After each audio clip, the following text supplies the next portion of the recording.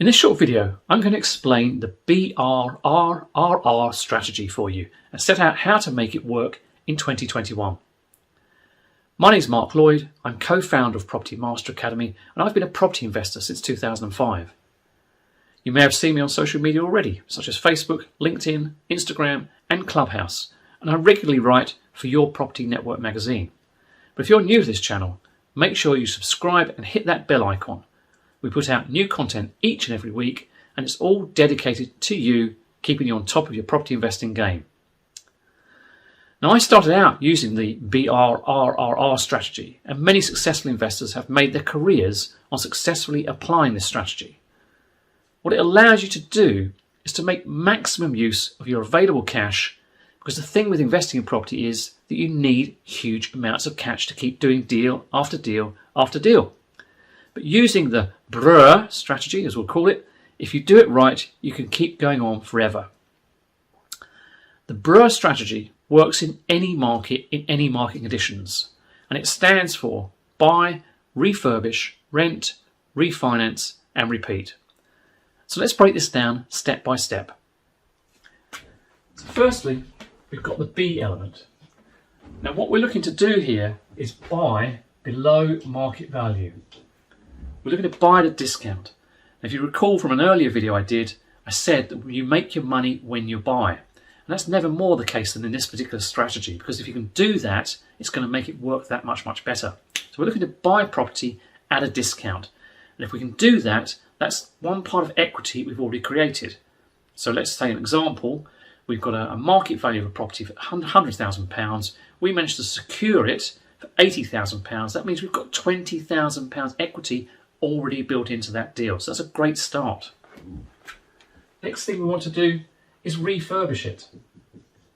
Now, what kind of standard do we want to refurbish the property to? Well, it's going to be different than if you're flipping the property. But what you want to do is to refurbish the property to such a standard that it makes it a highly attractive rental property. Now, ideally, for every pound that you spend, you want to be making at least another pound, preferably £2 to £3. So if you spend £10, that needs to be worth another £10 or £20.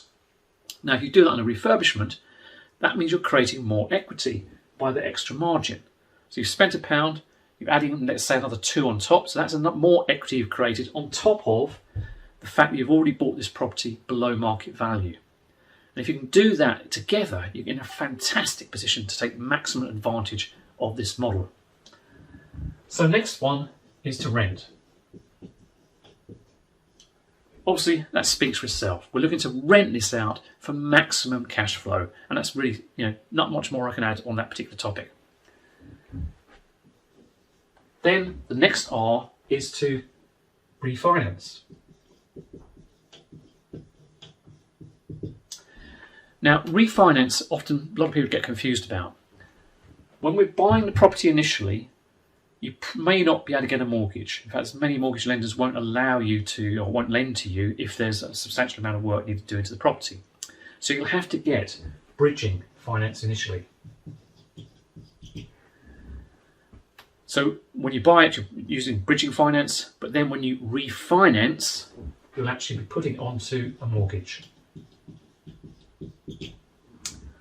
So with the costs you need to take into account when you're bridging, obviously the interest on the bridge, which is going to be more expensive than a traditional mortgage. On average, you're going to be looking somewhere between 8 and 12% per annum.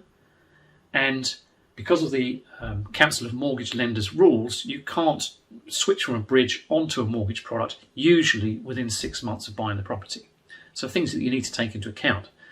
But the idea of doing this by bridging first, then mortgage, is that you can refinance onto a really good mortgage product and extract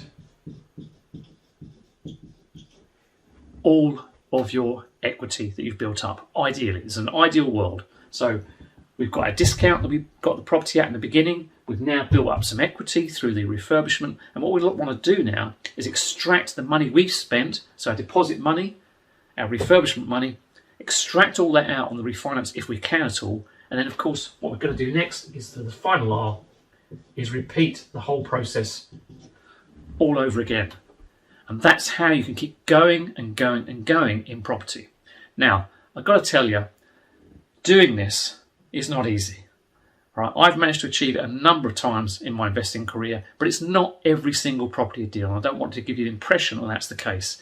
I would say on average, you're probably looking between 1 in 7, 1 in 8, 1 in 9 kind of deals will you be able to do this fully. So work your figures on leaving some money in the deal. And there's nothing wrong with that. Don't get put off by people telling you you've got to pull all your cash out of a deal. I know, I'm an experienced investor, and it's impossible to do all the time. Yes, if it happens, fantastic. But if it doesn't happen, don't get hung up on it, because it's still a good deal as long as you've worked out your figures properly. I hope that all makes sense. If it does, as I said earlier, please, first of all, hit the like button, because that helps our YouTube algorithm, subscribe to our channel, and also hit the notification bell so you get notified when other videos get uploaded each week.